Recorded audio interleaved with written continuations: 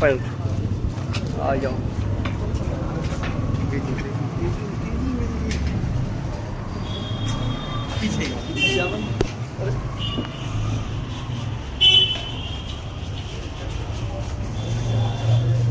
राम राम।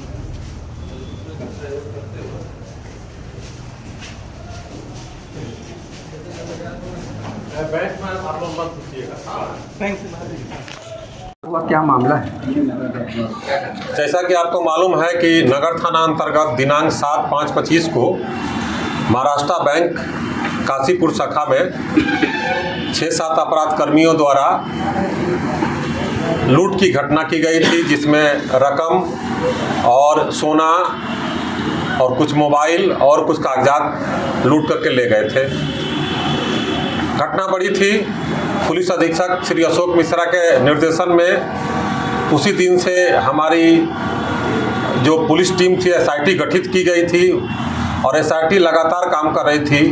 उस एसआईटी में इस जिला के सफल थानाध्यक्ष एवं डीआईयू टीम तथा इस कांड के उद्भेदन के लिए एसटीएफ बिहार सहयोग भी सक्रिय रूप से कार्यरत थी।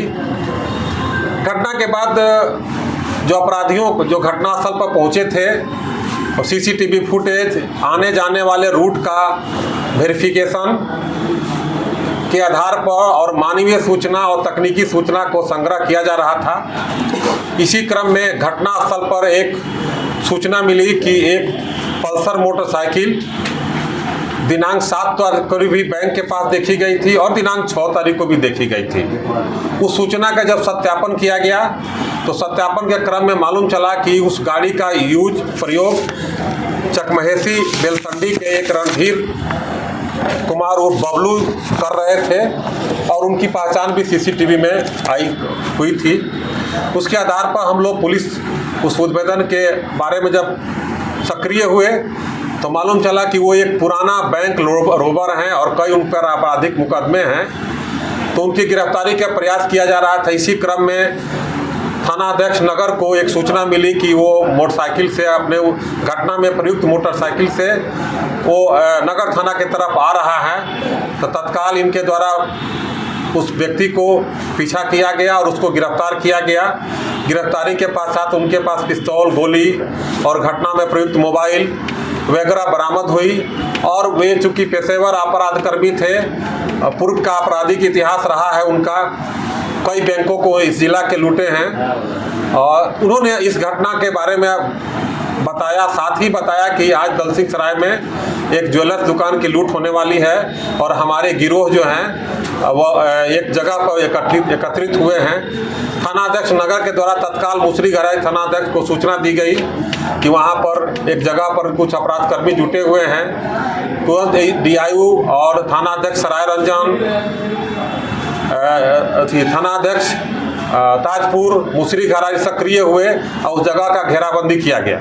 घेराबंदी के दौरान में कुछ अपराधकर्मी जो हैं एकत्रित थे वो तो भागने में सफल रहे, लेकिन उसी क्रम में करमवीर जो 2 लाख रुपये का इनामी है इस जिला का और रिलायंस ज्वेलर्स जो लूट हुई थी उसका मुख्य अभियुक्त है और एक रवीश कुमार को गिरफ्तार किया गया और उनके पास से पिस्तौल, गोली और एक जो घटना में महाराष्ट्र बैंक और बैंक में जो एक मोटरसाइकिल यूज हुई थी सीसीटीवी फुटेज में आई थी उस गाड़ी को भी बरामद किया गया और एक कार बरामद हुई घटनास्थल पर।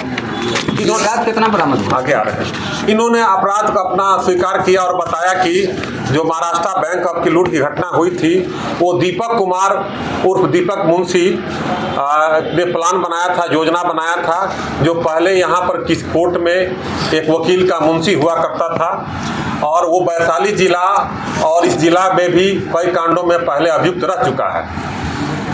इसके बाद तत्काल हमारी पुलिस टीम ने अनुसंधान करना शुरू की और इसके गिरफ्तारी के अन्य गिरफ्तारी के प्रयास करने लगी।